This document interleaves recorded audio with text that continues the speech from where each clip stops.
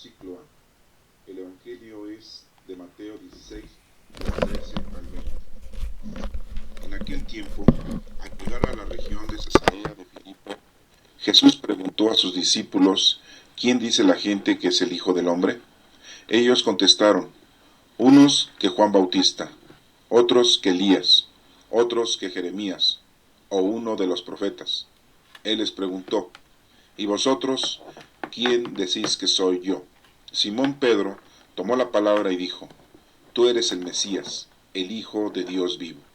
Jesús le respondió: Dichoso tú, Simón, hijo de Jonás, porque eso no te lo ha revelado nadie de carne y hueso, sino mi Padre que está en el cielo.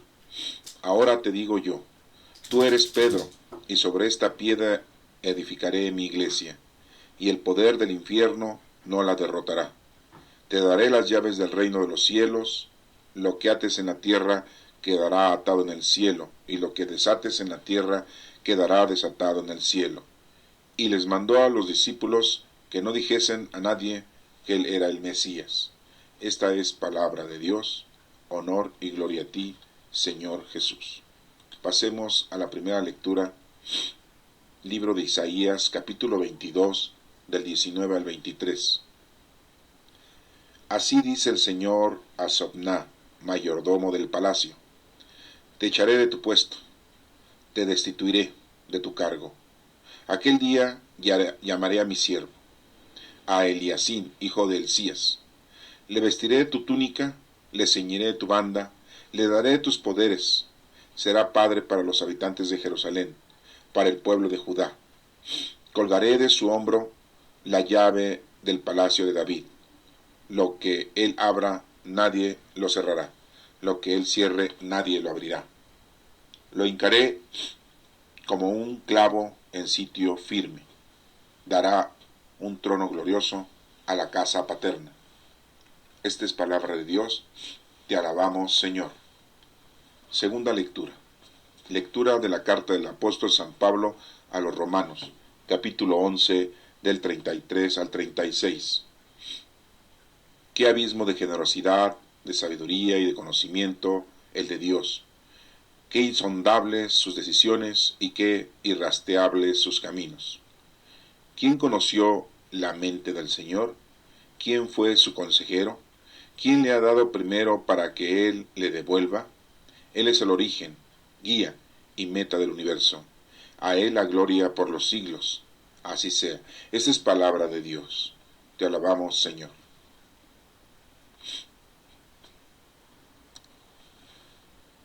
Pasemos a la explicación del Evangelio de Mateo, capítulo 16, del 13 al 20.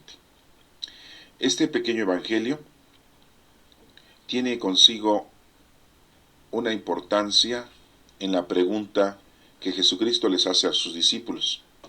Y es una pregunta que nosotros nos debemos de hacer siempre, para que no olvidemos la grandeza y la divinidad de nuestro Señor Jesucristo. En esta lectura vamos a aprender cada uno de nosotros que Jesucristo no solamente era un hombre de cuerpo humano, sino que era el Hijo de Dios, y que ahora sabemos que es el Hijo de Dios. También aprenderemos en esta lectura que la iglesia, que somos todos nosotros, que la formaron los primeros discípulos, que no va a ser derribada en su fe, en su credo, en su amor, porque está protegida por el Espíritu Santo, quien cuida a la iglesia por siempre desde que llegó al mundo. Nos vamos a dar cuenta también en esta lectura que tienen una indicación, tienen un mandato, tienen una obligación todos aquellos que conforman la iglesia de Cristo. Veamos pues el Evangelio. Y dice así: en aquel tiempo, al llegar a la región de Cesarea de Filipo, Jesús preguntó a sus discípulos: ¿quién dice la gente que es el Hijo del Hombre? Nosotros estamos leyendo estos versículos y nos estamos dando cuenta de que simple y llanamente nos dice que Jesucristo sigue predicando en diferentes lugares, y no solamente fue a predicar a Jerusalén, y no solamente le predicó a los judíos, le predicó a toda la gente. Y vemos cómo está llegando a la región de Cesarea de Filipo. Y hace una pregunta muy importante, y es la pregunta que nos hacemos a nosotros. ¿Quién dice la gente que es el Hijo del Hombre? Y nos hacemos la pregunta a nosotros, ¿quién es o qué creemos que es o quién creemos que es el Hijo del Hombre? ¿Y por qué le llamamos el Hijo del Hombre?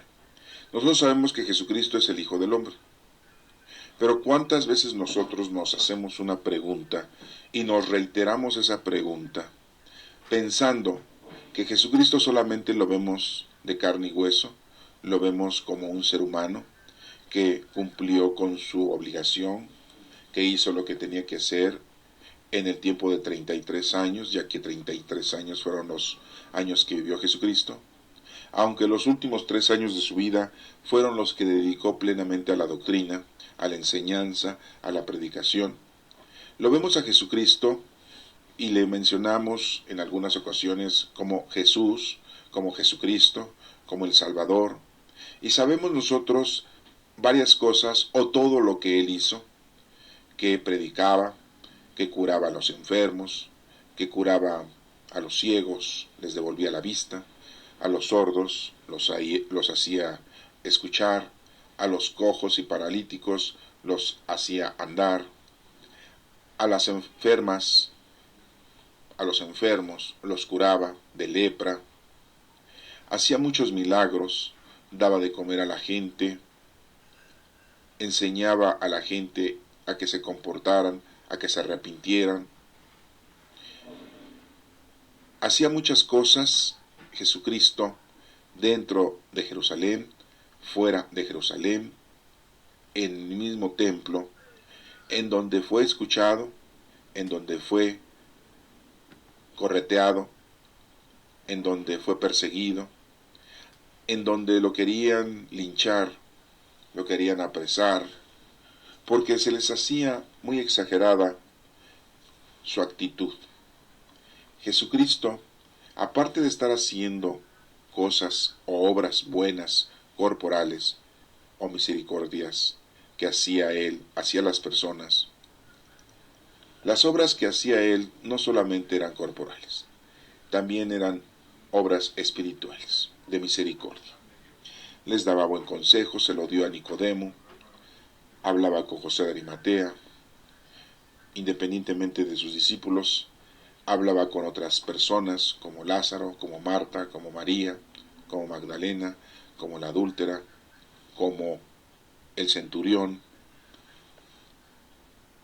Tenía mucho contacto con muchas personas de su raza y gentiles.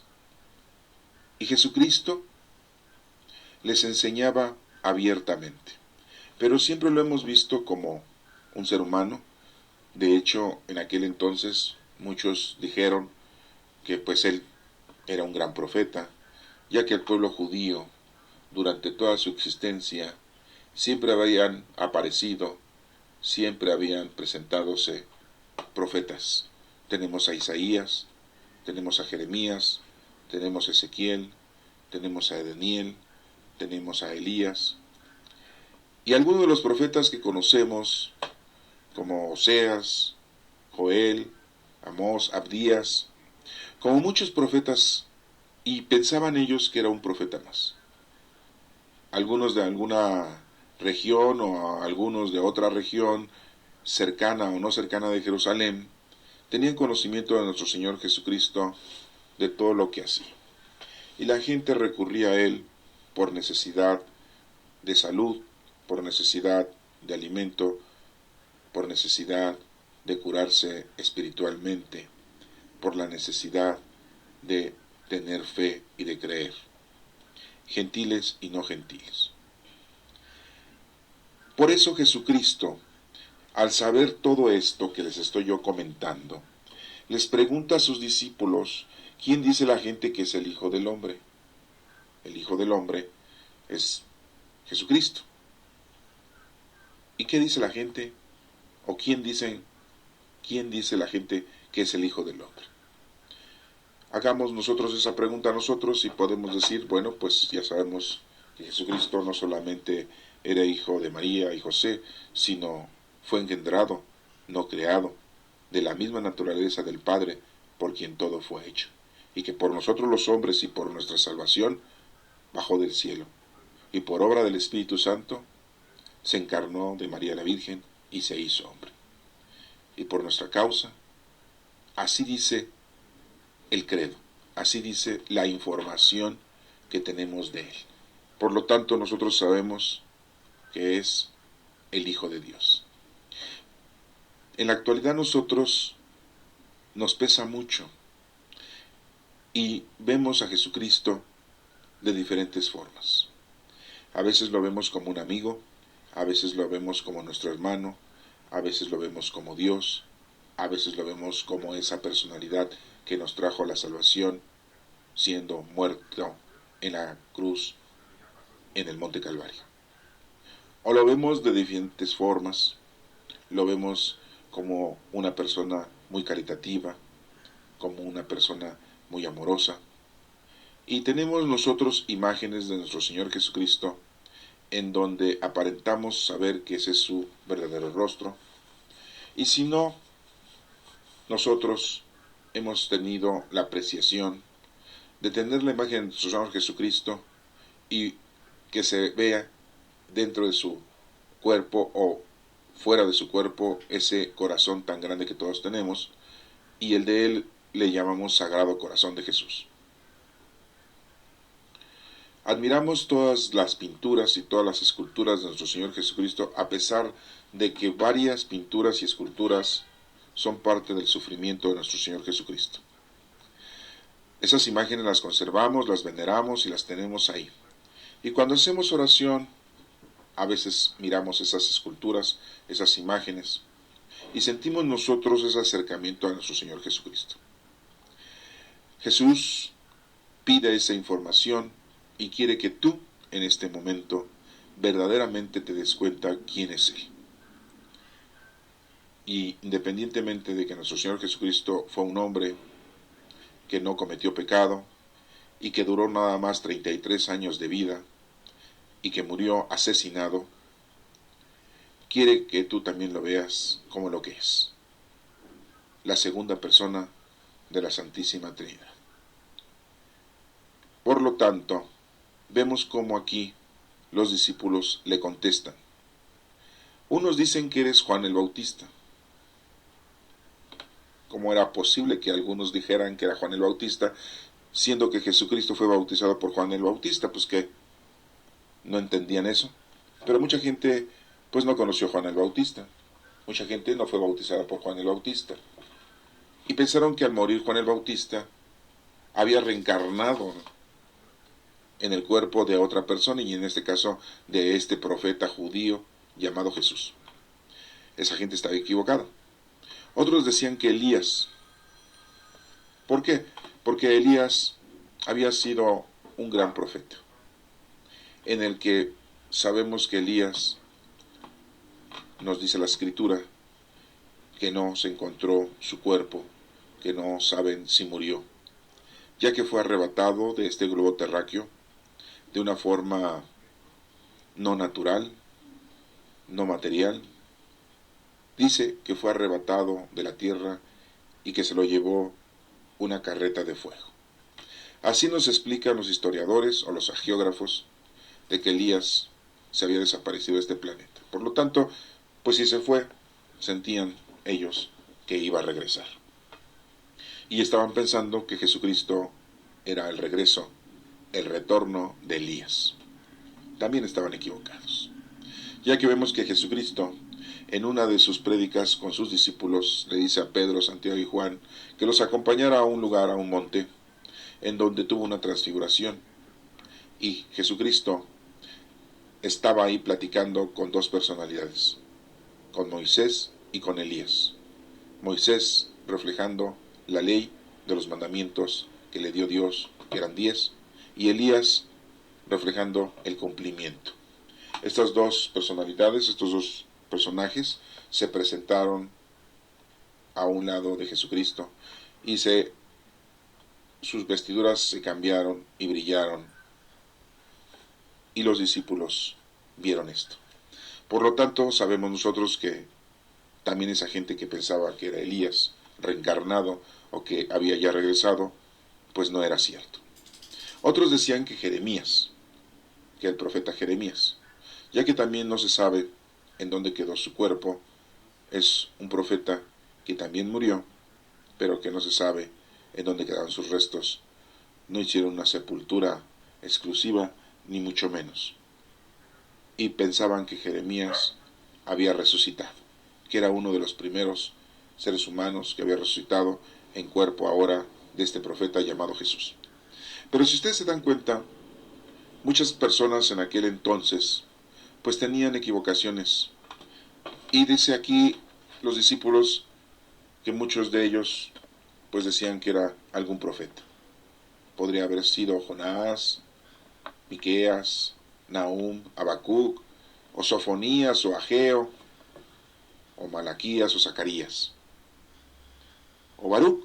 No sabemos, decía la gente. No sabemos. Pero lo veían como un gran profeta. Hasta aquí hacemos una pausa, ya que es muy importante analizar que nosotros en la actualidad tomamos a Jesucristo de una manera muy superficial, de una manera muy ligera. Jesucristo es el Salvador de todo el género humano, judíos y no judíos. Al decir no judíos, estamos hablando de los musulmanes, estamos hablando de los hindúes, estamos hablando de todos los orientales, sean chinos, japoneses, coreanos, taiwaneses. Está hablando de todos aquellos que no son judíos y que tienen otras religiones y creencias, como los turcos, como los egipcios, o como todos los del continente americano. Entonces, debemos nosotros de reiterar que Jesucristo es el Salvador de todo el género humano. ¿De qué nos vino a salvar Jesucristo? Muy doctrinalmente se dice, Jesucristo nos vino a salvar del pecado. Y hasta ahí lo dejan. ¿De cuál pecado? Pues del pecado del inicio, el pecado del origen, de la creación, que es el pecado de la desobediencia, ya que el género humano desobedeció a Dios, representado en Adán y Eva, y que lo desobedecieron y comieron del árbol de la sabiduría. Y al tener sabiduría propia el género humano, es capaz de tener inteligencia, es capaz de tener ciencia, es capaz de hacer sus propios resolutivos, y saben cuándo el cuerpo muere, y etcétera, etcétera, hasta este año, al menos cristiano, 2014. Aunque sabemos que en el año judío pues ya son 5.774 años, que son muchos más de la era cristiana. Y mucho más tienen los hindúes y mucho más tienen los orientales, contando. Pero a lo que nosotros nos debemos de honrar es de que nuestro Señor Jesucristo es nuestro Salvador del pecado, dicen, de que nos vino a salvar del pecado. Y bueno, hasta ahí dice la doctrina.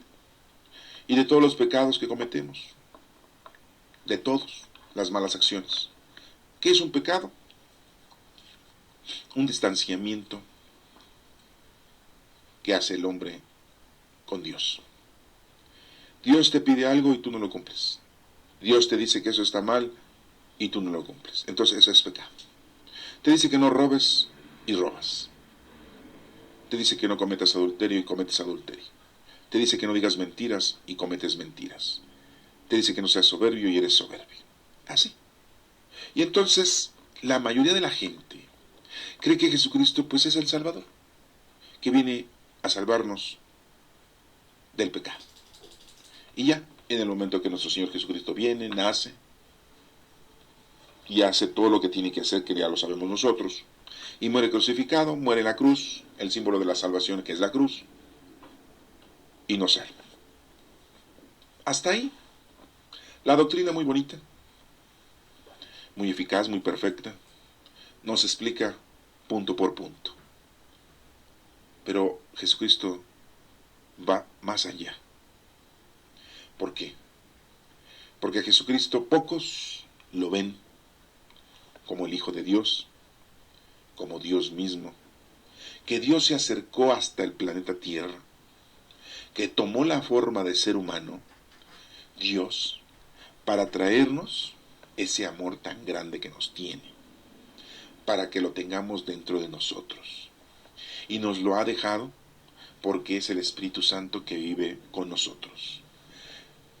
Dios, de una manera fenomenal, de una manera divina, de una manera milagrosa, se encuentra entre nosotros siempre, dentro de nuestras mentes, dentro de nuestros corazones, dentro de los sentimientos, se dice dentro de nuestro propio corazón, dentro de nuestro propio cerebro. Jesús, siendo Dios, Dios, toma el cuerpo y le llama Jesús, pero lo hace para acercarnos, para que nosotros estuviéramos más cerca de Dios, de una manera íntegra, de una manera total. Estamos juntos totalmente, estamos ensamblados, porque el Espíritu Santo ya vive con nosotros, está con nosotros, y Él es el que nos mueve, y Él es el que nos orienta, y Él es el que nos conduce. Muchos creen en lo que acabamos de explicar de la doctrina, pero pocos creen y pocos entienden que la verdadera forma, el verdadero camino, una de las verdaderas metas de nuestro Señor Jesucristo, no era solamente morir en la cruz para salvarnos de nuestro pecado, no, era para darnos un acercamiento total a Él, era o es para que estemos nosotros vinculados con un Dios eternamente, ya que fuimos sacados de ese paraíso terrenal, como lo dice el Génesis. Tuvimos un distanciamiento con nuestro Dios, con nuestro Padre Dios, porque nos da permiso de decirle Padre. Ya no es nuestro Dios creador, sino es nuestro Padre Dios. Y eso no lo explicó Jesucristo. Ya no sois creación, ahora son hijos de Dios y pueden decir Padre nuestro, que estás en el cielo. Ya nos hace ser hijos de Dios. Eso es la importancia tan grande, una de tantas importancias que Jesucristo nos deja. No solamente lo que nos dice la doctrina con respecto al perdón de los pecados. Lo importante es que la unión, el acercamiento es total, porque ahora somos totalmente hijos de Dios. Y es muy diferente un amigo, un compañero, un hermano, un sobrino, un compadre, que ser hijo de Dios. Por lo tanto, al ser hijo de Dios, eres heredero de la gloria. Eres parte de Dios mismo. Y Jesucristo es la cabeza y nosotros somos partes de ese cuerpo místico de Cristo. Pocos ven a Jesucristo de esa manera. Lo ven de muchas, pero no la ven así. Y aquí nos dice la lectura, Él les pregunta, ¿y ustedes quién dices que soy yo? ¿Qué decís que soy yo? Los discípulos en ese momento pues se ponen a pensar, empiezan a hacer sus análisis, sus conjeturas.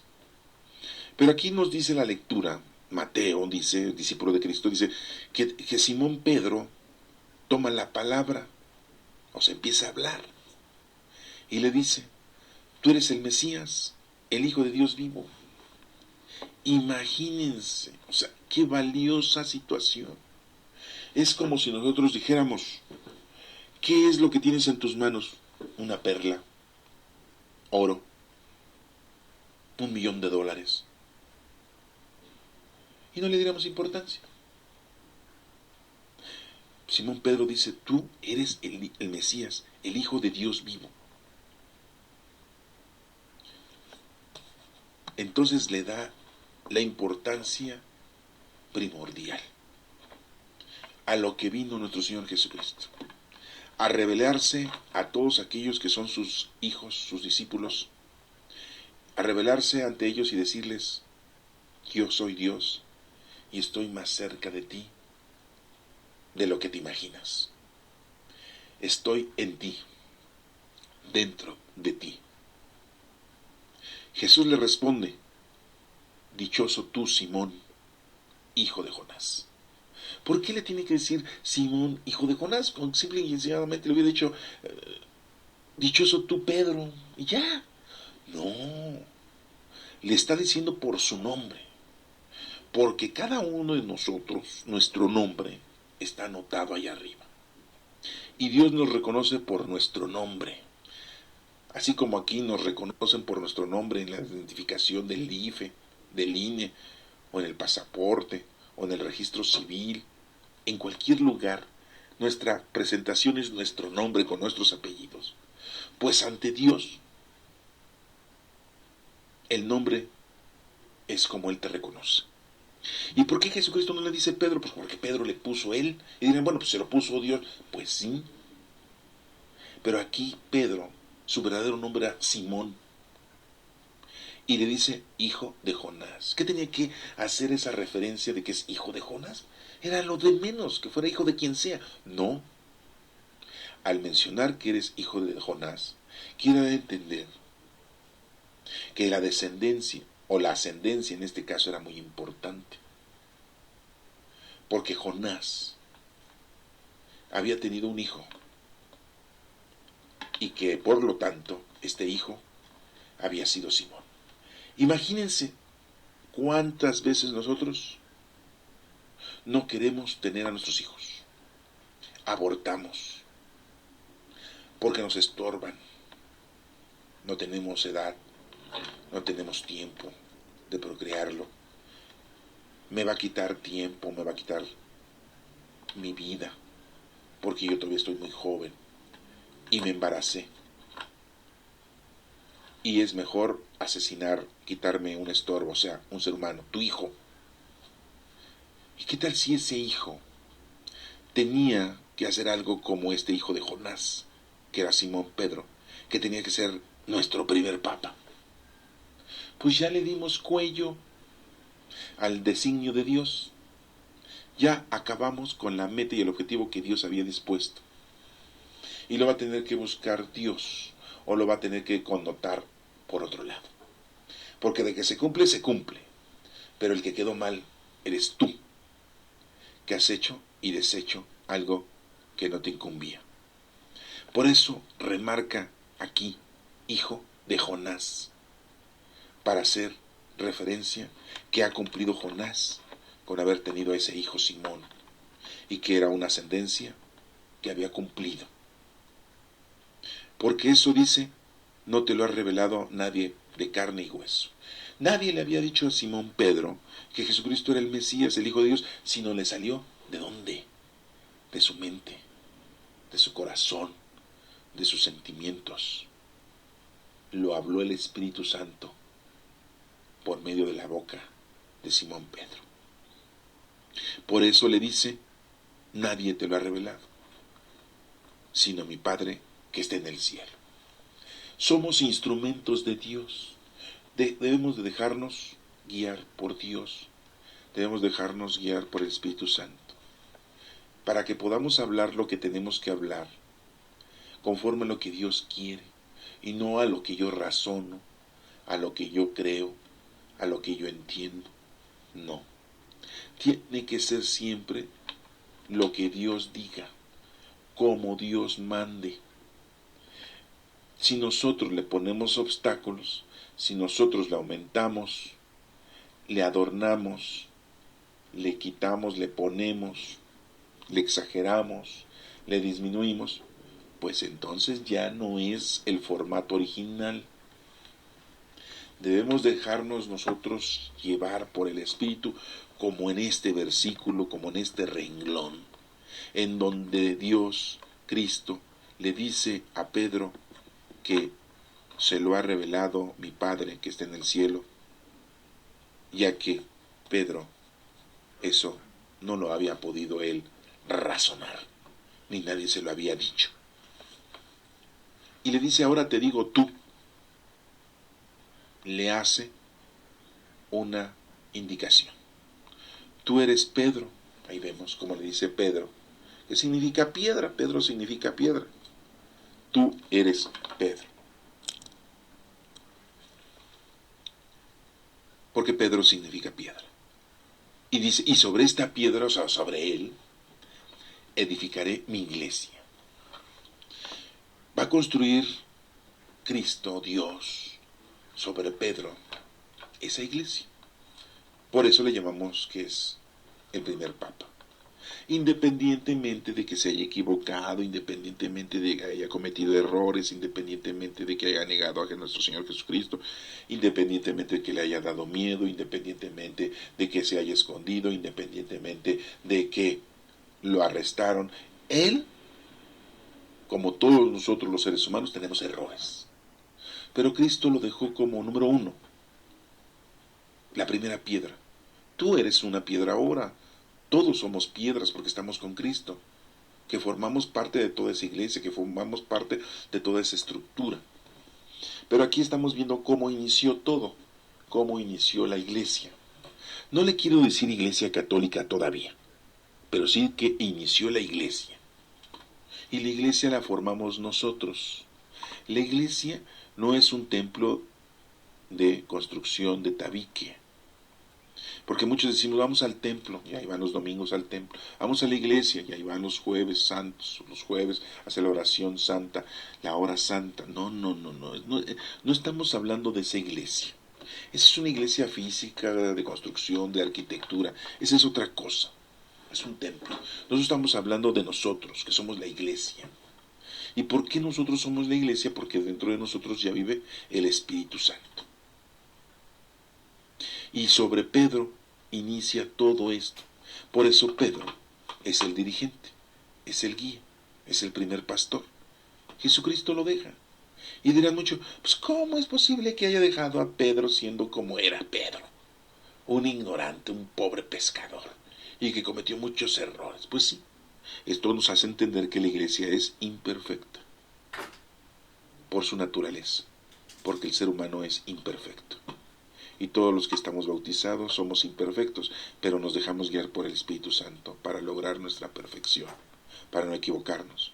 Y así como se dejó llevar Pedro, Simón, Pedro, se dejó llevar para pronunciar esa respuesta totalmente bien clara, que dice, tú eres el Mesías, el Hijo de Dios, pues así nosotros debemos de dejarnos llevar por Dios para que Él hable por medio de nosotros. Y no pongamos nosotros nuestras propias palabras. Y tampoco queramos hacer las cosas a nuestra manera y nuestra forma. Recuerden que una vez Pedro le dijo, Señor, ¿quieres regresar a Jerusalén? O sea, la última vez nos querían apedrear, te querían arrestar. No vayas ahí. ¿Y qué le dijo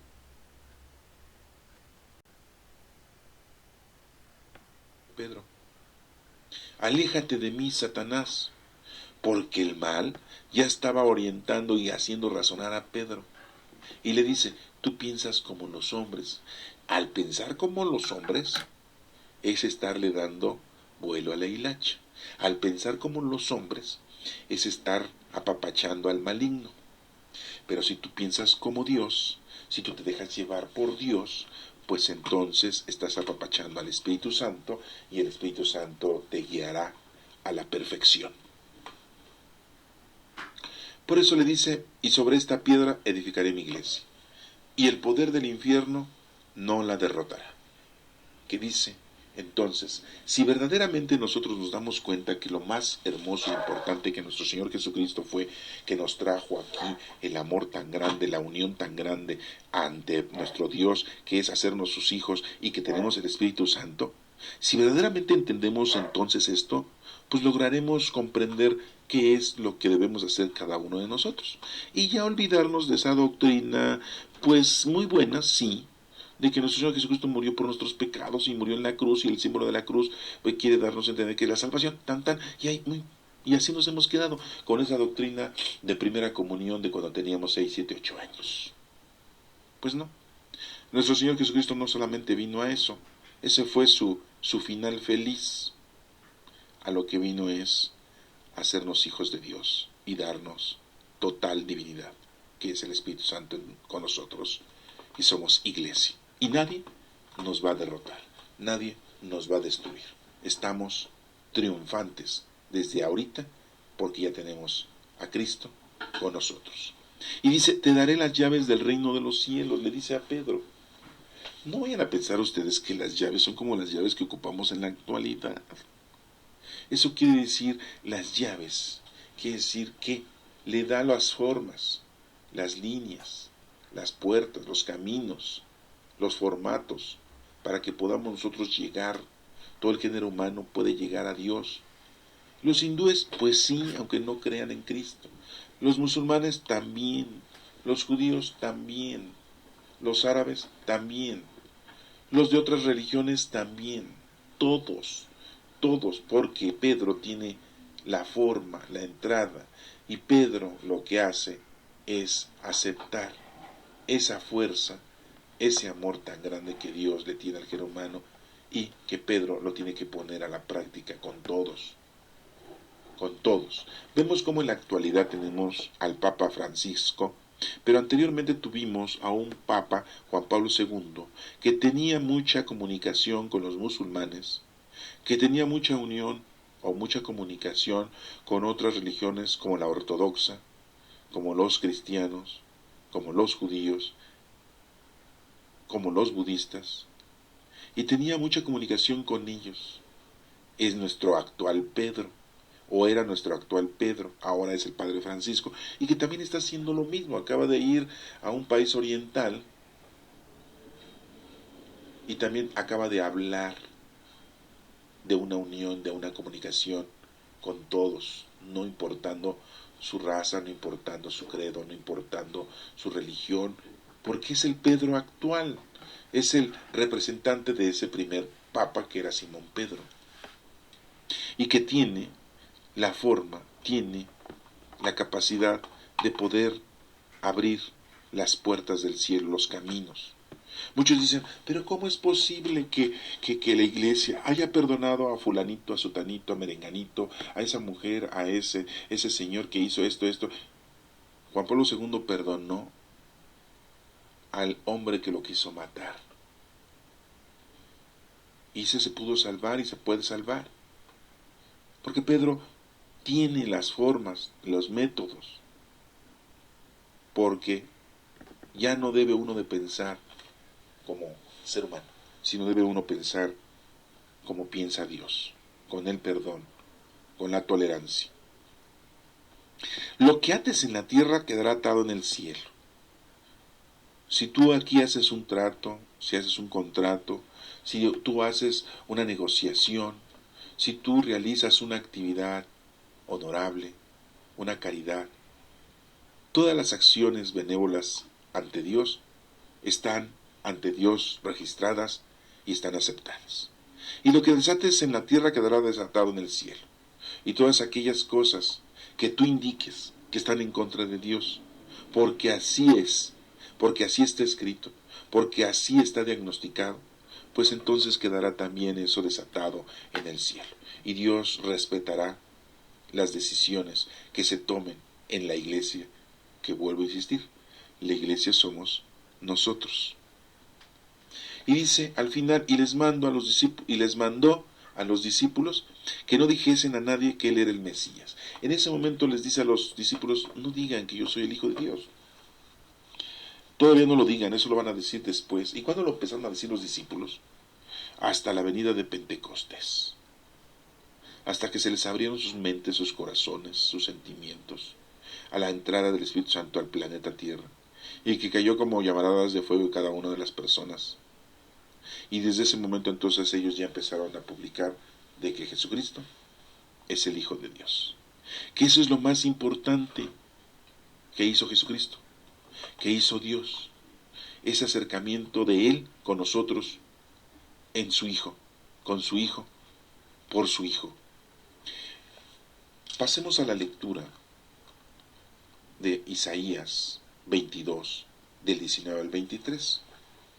Y fíjense cómo dice aquí, el Señor dice a Sobná, mayordomo del palacio, te echaré de tu puesto. Pues si no cumples, Dios te va a separar de tu puesto, te va a quitar. Dicen unos, te quita la vida. Te destituiré de tu cargo. Pues sí, pues si no estás haciendo lo que debes de hacer, el Señor te va a hacer a un lado. Oye, eso está horrible, ¿eh? Y llamaré a mi siervo, o sea, va a llamar a quien verdaderamente va a hacer las cosas bien.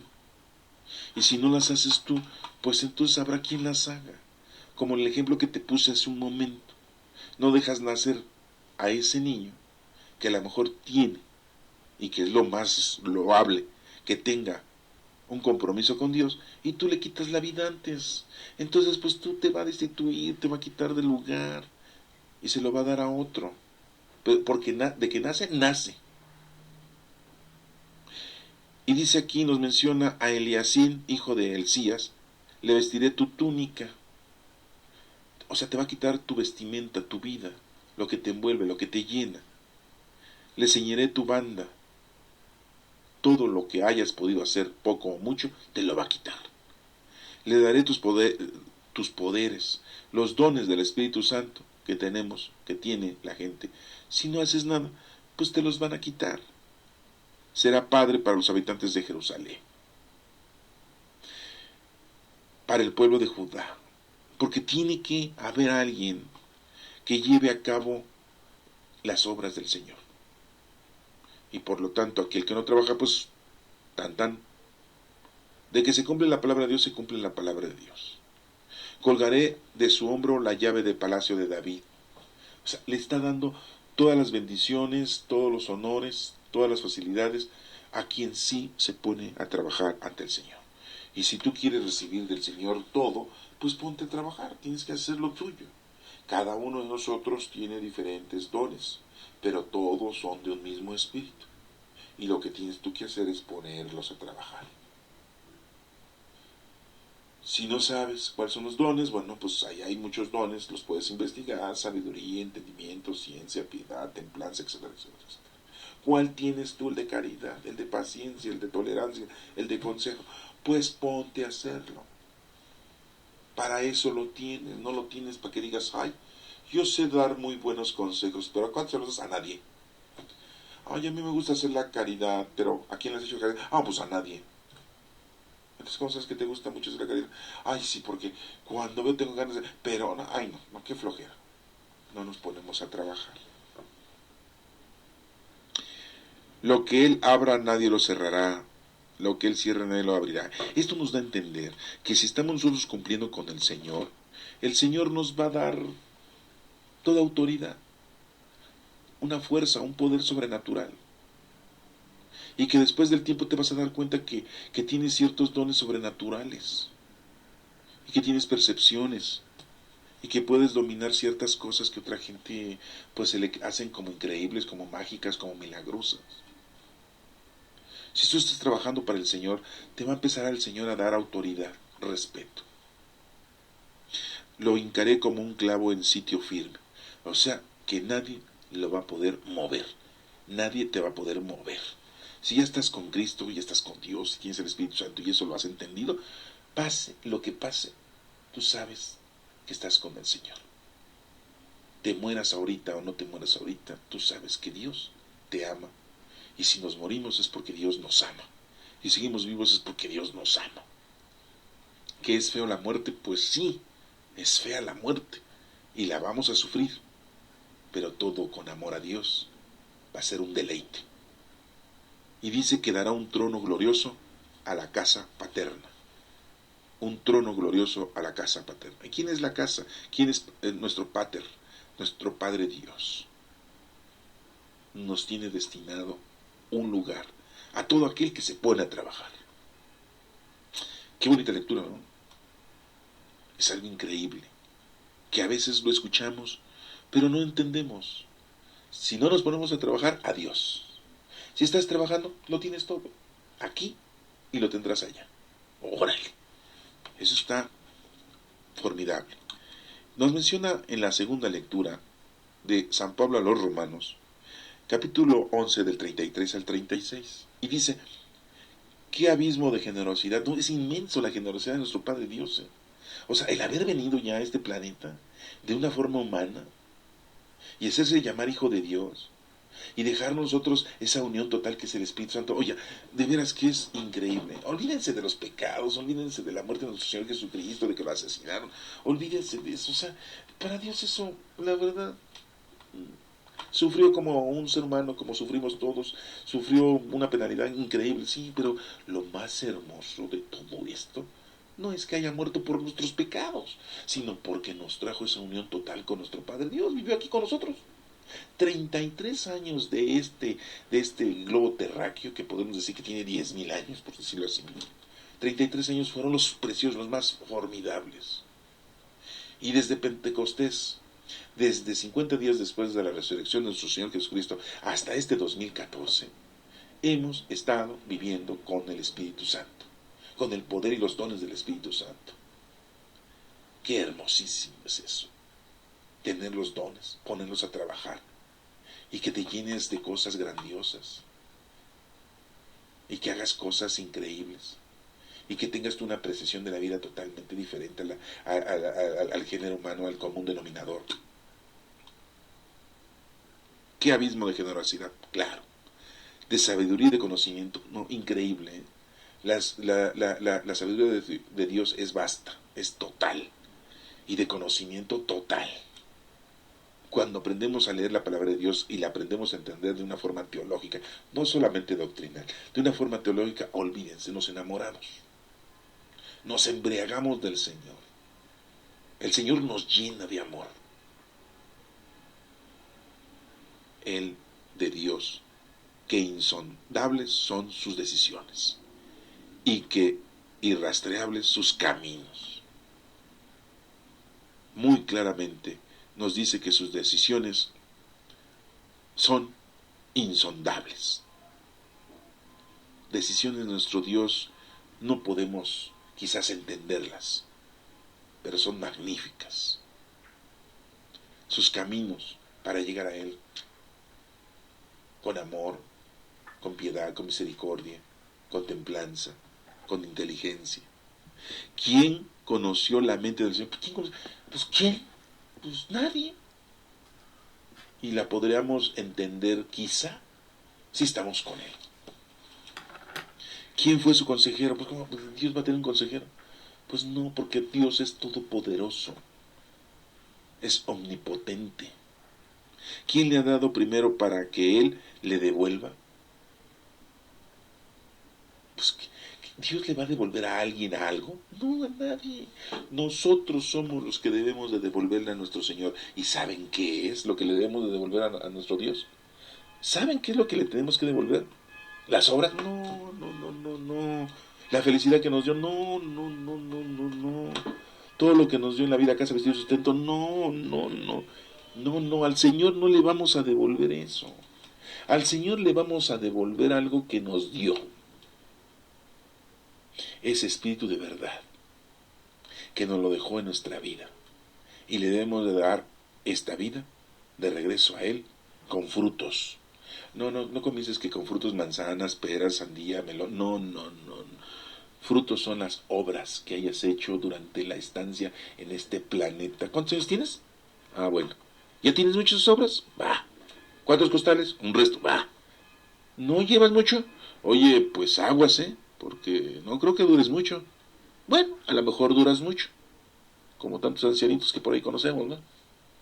Que a lo mejor no han hecho nada, pero ahí siguen. Porque a lo mejor nada más van a hacer una sola cosa y no la han hecho. Y dirán, pues mejor no la hago, ¿no? Para no morirme, ¿no? El Señor le debemos que devolver nuestra vida. El Espíritu que nos dio. Con obras. Él es el origen dice la lectura, guía y meta del universo. Sí. A Él la gloria por los siglos. Pues nada más a Él. No hay a nadie más que a Dios darle gloria a Dios. Él es el origen, el guía y meta del universo. Ya no le busques más. Oye, ya párale, ¿no? A las cosas mundanas y materiales. Ya déjate llevar por el Espíritu Santo. No vale la pena lo que estás haciendo en la vida si no estás haciendo las cosas conforme a Dios te lo está pidiendo. Le estás dando más ahínco, le estás dando más tiempo a lo mundano y a lo material, al estudio, al trabajo, al dinero, a las casas, a los coches, a los vestidos, a los paseos, a las diversiones, a las celebraciones de tu cumpleaños, de fin de año, de la independencia, las grandes cenas, los convivios con tus amistades, con tus compadres. A todo eso le estás dando mucho auge. Oye, ya no. ¿Hasta cuándo? No vayas a decir que nadie te avisó. No vayas a salir con que pues yo no sabía, a mí no me dijo mi papá y mi mamá, pues ellos ni sabían nada, pues pobrecitos, y yo por eso estoy como estoy. No, no, no, no. Desgraciadamente y por desfortuna tuya, ya escuchaste esto. Y ahora ya te amolaste. No vas a salir con que no lo sabías. Ya lo sabes. Ponte a trabajar. Ponte a hacer lo que el Señor te ha dicho que hagas. Ah, ¿no sabes? Pues platica con Él. Sigue platicando hasta que te diga. Porque a lo mejor sí te dice, pero no lo entiendes. ¿Y qué dice el Salmo 137? Fíjense, dice, Señor, tu misericordia es eterna. No abandones la obra de tus manos. Eso es lo que le respondemos al Señor. Es eterna su misericordia. Te doy gracias, Señor, de todo corazón. Sí, hay que darle gracias a Dios de todo nuestro corazón. Delante de los ángeles tañaré para ti. Sí, delante de los ángeles. Nosotros haremos todo por agradecimiento a Dios. Me postraré hacia tu santuario. Al único lugar que hay que postrarnos es ante nuestro Padre Dios. Daré gracias a tu nombre. No hay otro a quien darle gracias. Todo lo hemos recibido de Dios. Por tu misericordia y tu lealtad, porque tu promesa supera a tu fama. Su promesa, que es haber mandado a nuestro Señor Jesucristo, a su Hijo, a traernos esa total unión, esa total común unión, y hacernos sus hijos, es una cosa valiosa que no tiene precio. Cuando te invoqué me escuchaste. Claro, el Señor siempre nos escucha, siempre está pendiente de nosotros. Acreciste el valor en mi alma. Debemos de crecer espiritualmente. El Señor es sublime, se fija en el humilde. Ya seamos humildes, ya bájala tu soberbia. Ya, de veras, ya es tiempo de que reacciones. Y de lejos conoce al soberbio. Él sabe quién es. Por eso le dice, estas cosas fueron escondidas a los sabios y los grandes de este mundo, y le fue regalado a los sencillos y humildes. Si esto estás entendiendo, sé que te vas a volver un humilde. Si no lo entiendes, eres un soberbio. Señor, tu misericordia es eterna. No abandones la obra de tus manos. Es lo que le pedimos a nuestro Padre Dios. Bien, pues estas lecturas que hoy hemos tenido para que nos demos cuenta exactamente quién es el Hijo de Dios, quién es Jesucristo y qué es lo que nos trajo, lo hemos aprendido en este Evangelio, y veamos cómo la generosidad de sabiduría y de conocimiento de Dios son cosas que no las podemos ni medir, son del Todopoderoso. Y vemos cómo Isaías nos hace una referencia con respecto a que aquel que no cumple, pues lo van a sustituir, así como en el fútbol. Cambio, sales tú, entra el siervo de Cristo o entra el siervo de Dios, y se le va a dar todo si cumple.